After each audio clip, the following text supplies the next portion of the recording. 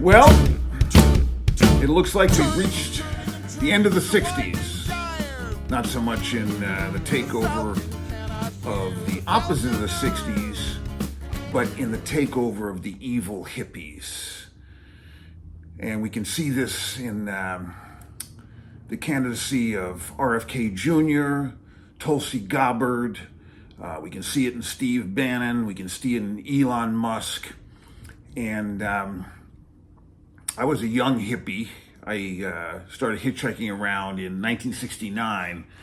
So when I arrived in San Francisco in 1971, the place was destroyed, completely annihilated. The Summer of Love, which had been in 67, was long gone, taken over by weird junkies and dope dealers and conspiracy theorists and Mansons.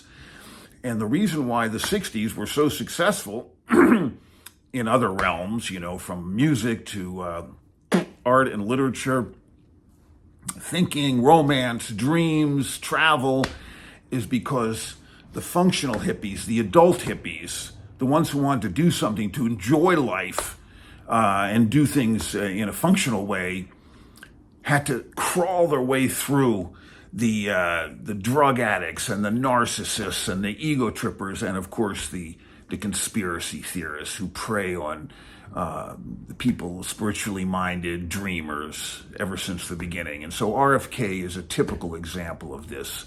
A guy who was a junkie for 16 years, and his cousin Carolyn calls him out for being a predator. And, you know, we had to live through this. I lived in a commune from 1975 to 1988. And we constantly had to deal with this.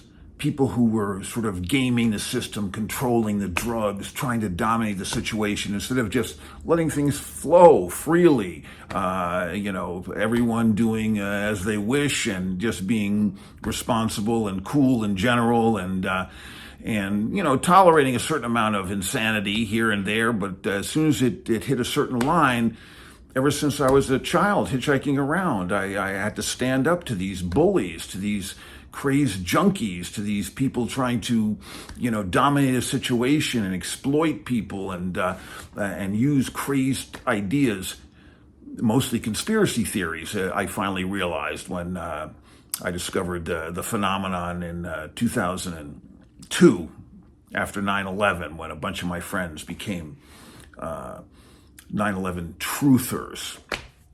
And so RFK, Carolyn calls him a predator. Well, that's typical within the society of dreamers and drug addicts and, you know, lovers and artists and people who let things slide. Naturally, the predators see easy prey. They see a wide open field of naive and tolerant people where they can sort of take over and dominate. Now, I agree with Kennedy on a lot of stuff. I agree with being a junkie. It's all fine as long as you're a William Burroughs junkie, which means you're an intellectual and you're honest and you're not depraved. Okay, William did shoot his wife, but that was a special circumstance. You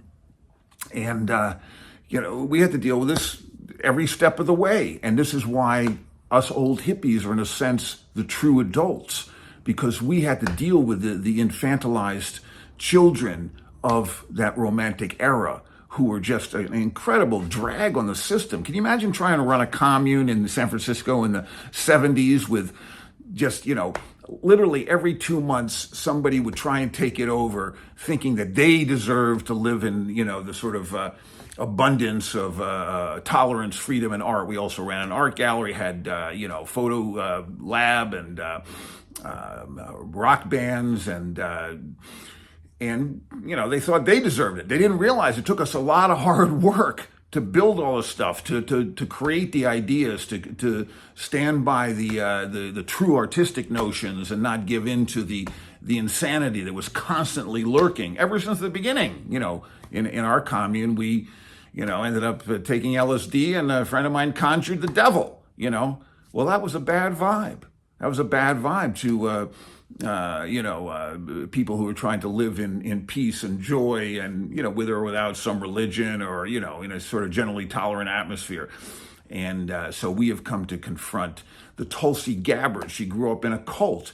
and she indulges dictators because she has found this, this trick, which the Trumpers, and Trump, of course, was, he didn't take drugs, except perhaps in the 70s he did coke, but he was not a typical hippie, but his God, his teacher, his divine light on this earth, Roy Cohn, was the freak of New York, completely queer. His birthday party would be held at Studio 54. Everyone would attend, Mick Jagger, Andy Warhol, and the thing is that these are the hippies who were left out of the fun, who grew up in abused,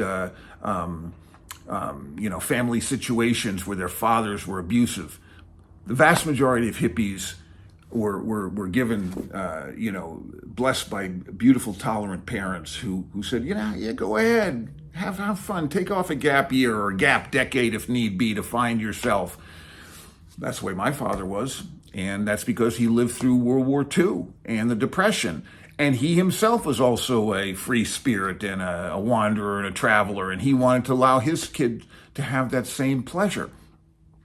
But these weird, evil hippies, they were denied that, and they want their revenge now. Steve Bannon is a typical example. He ended up going to, served in the Navy, but you can see by his 3 shirts, he's just a typical Northwest hippie, who now they want their revenge. They think that they're going to have a revolution. They think that they're going to institute the great changes that the hippies failed to do. And they're going to do it through a type of fascism, through Tulsi Gabbard thinks that she's going to, do business with full-on conspiracy theorist dictators like Putin.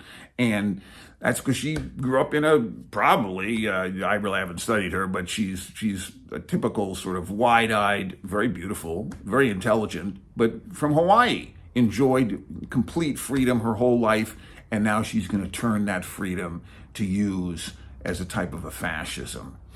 And these are the old hippies. 10 blocks from my commune in San Francisco was the residence of Jim Jones.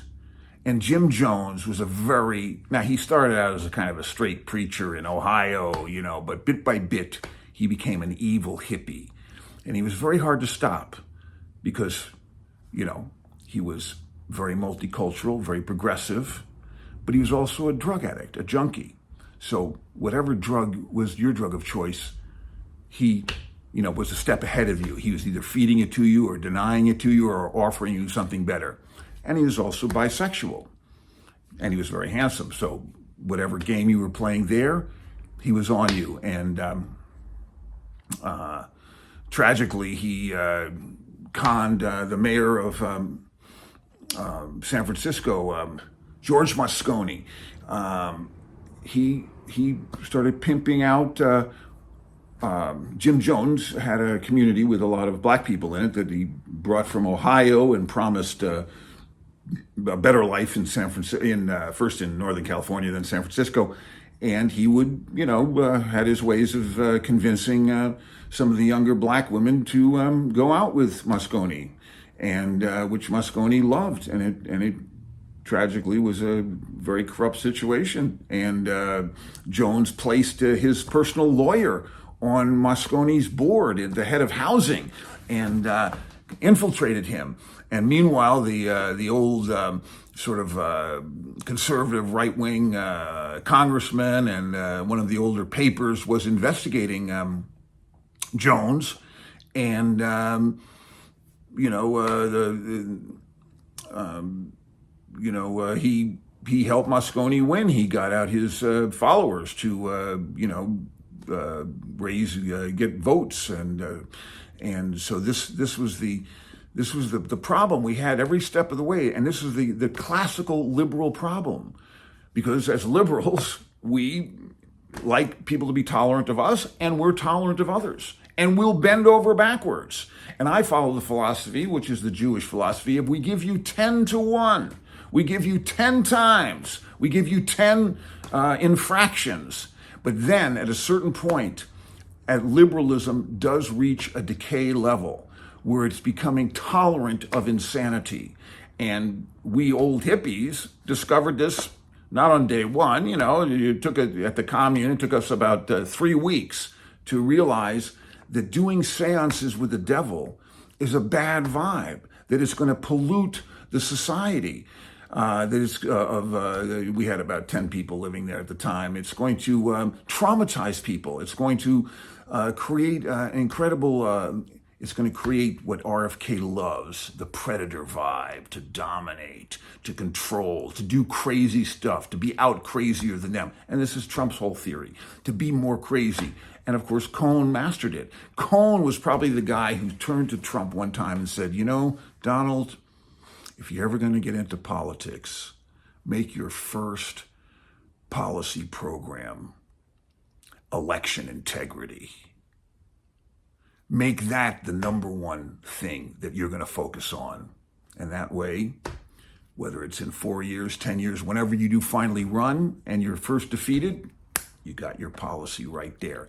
Their whole philosophy is based on conspiracy theories. So that is the basic political platform that we're fighting right now. And it diversifies into the various different levels of the Trumpers on one side, the Putinites, and the Islamists. I mean, Iran, has based its whole existence on the notion that it has to terminate Israel. A completely absurd concept based on their 11th century Hashashin lunatics that lived in the mountains north of Tehran and, proposed these fantasies. And these false narratives are also polluting the left. And I'm living here in Oakland, and very lovely place. I adore the people. It's fantastic. But there's a tradition here of hard left, and they too have become these sort of fascist anti-Zionists, and also supporting, all sorts of bizarre programs. Defunding the police, might have been legitimate in some, rural communities where they had put too much money into militarizing the police. But in Oakland, there's always been a deficit of police. Jerry Brown was our mayor for a while, and he wanted to increase the police by about 10%. And he put it before the people for a vote. They voted. They said, yes, we want to increase the police 10%. But how about the money to pay for it? They voted against that. So this is typical adolescent thinking. This is the crisis of today. This is the crisis of yesterday. This is the crisis of 100 years ago. This is the eternal crisis.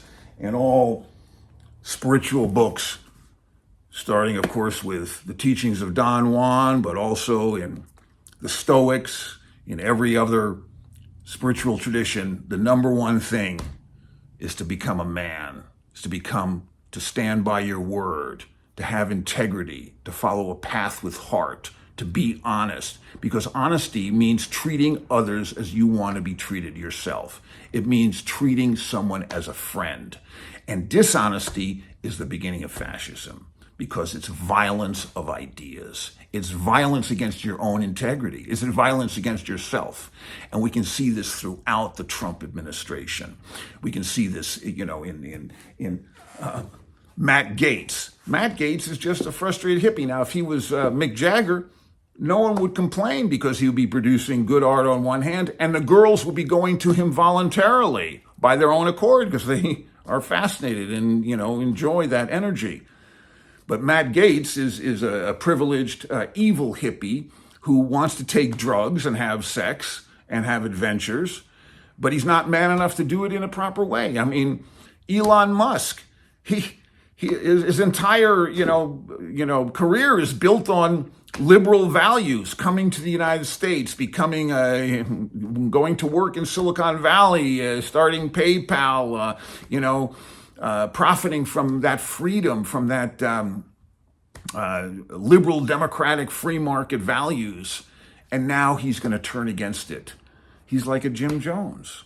He's like, and he's hyped up on ketamine, So this is the problem I've been dealing with myself personally for over 50 years. Narcissistic, egomaniac, drug addict, evil hippies.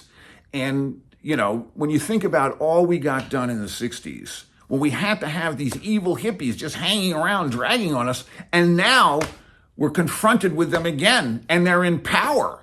And they're going to be, Tulsi Gabbard is going to be running national security. RFK is going to be running, the health administration. This is the crisis. This is the eternal crisis of human consciousness, moving from adolescence, when you lie and evade and deny, moving to becoming an adult. And one of the greatest books on this subject is from my homeland of my mother, Poland. Grabowski,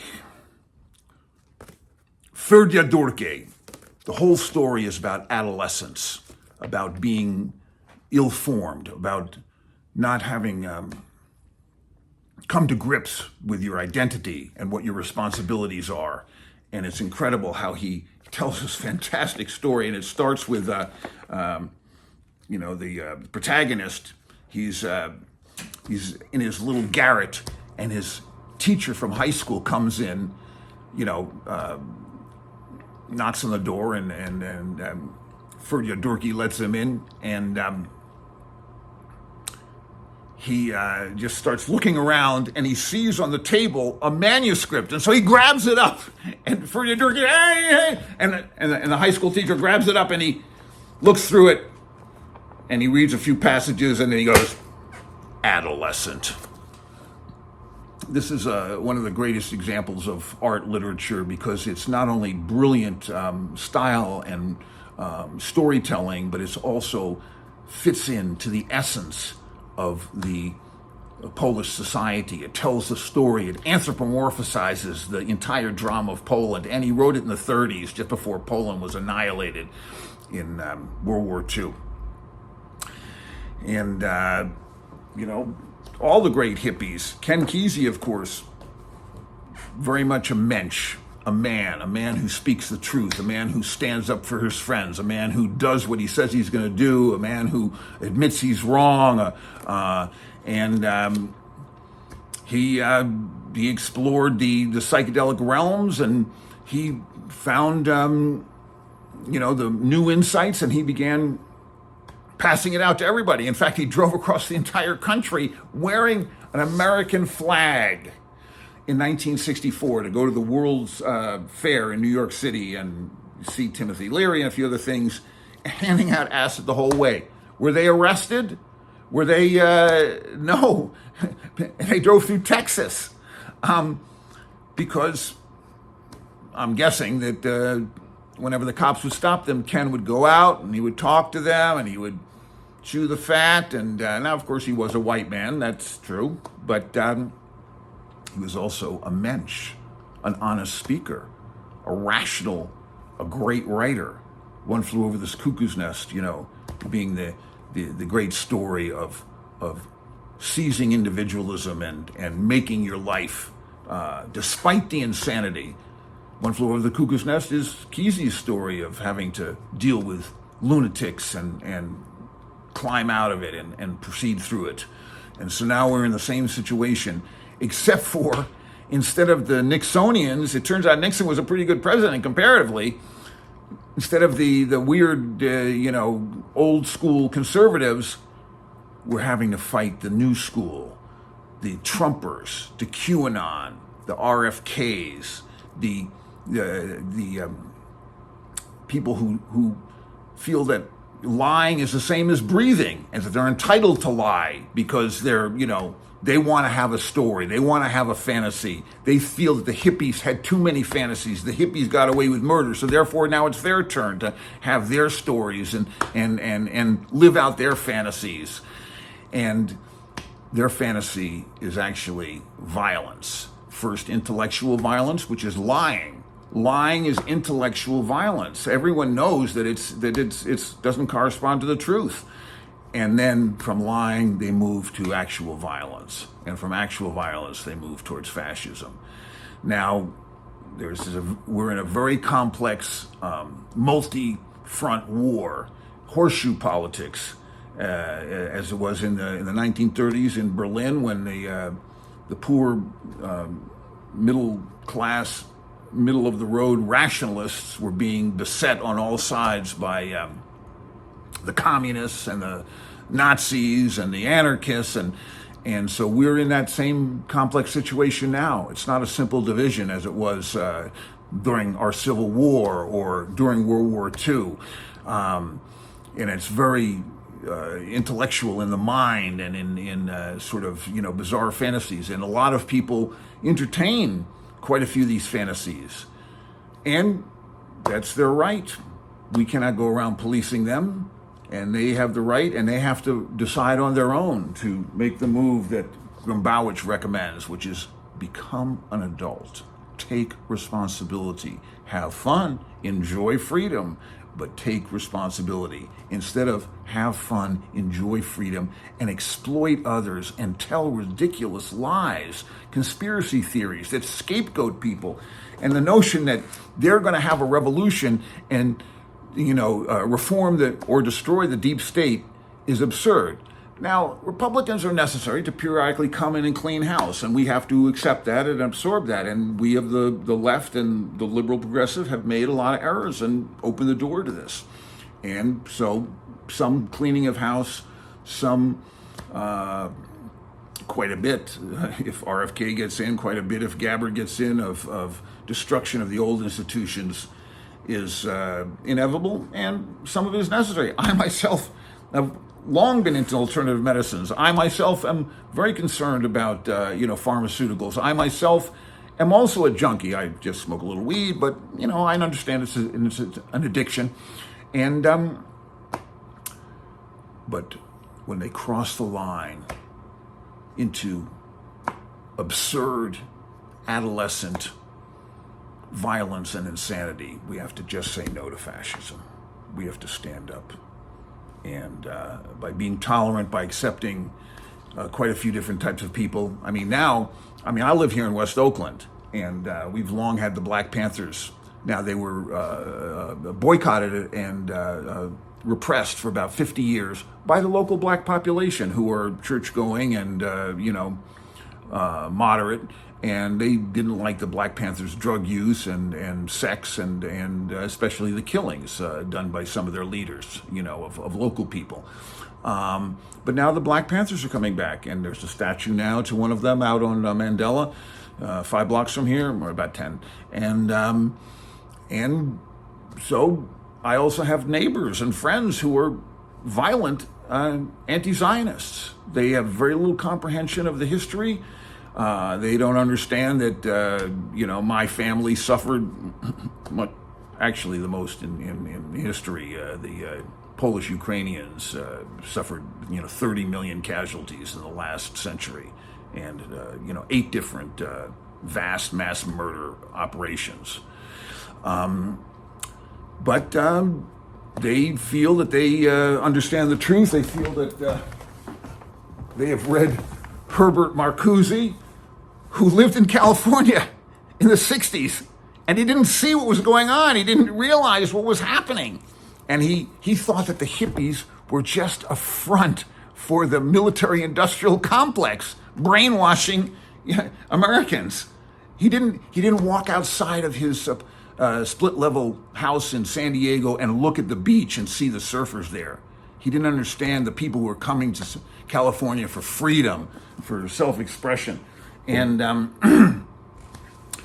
we have to take a stand against excessive fascism. We have to tolerate a certain amount. The Black Panthers. We have to tolerate Syria was taken over by ex-al-Qaeda. We have to tolerate my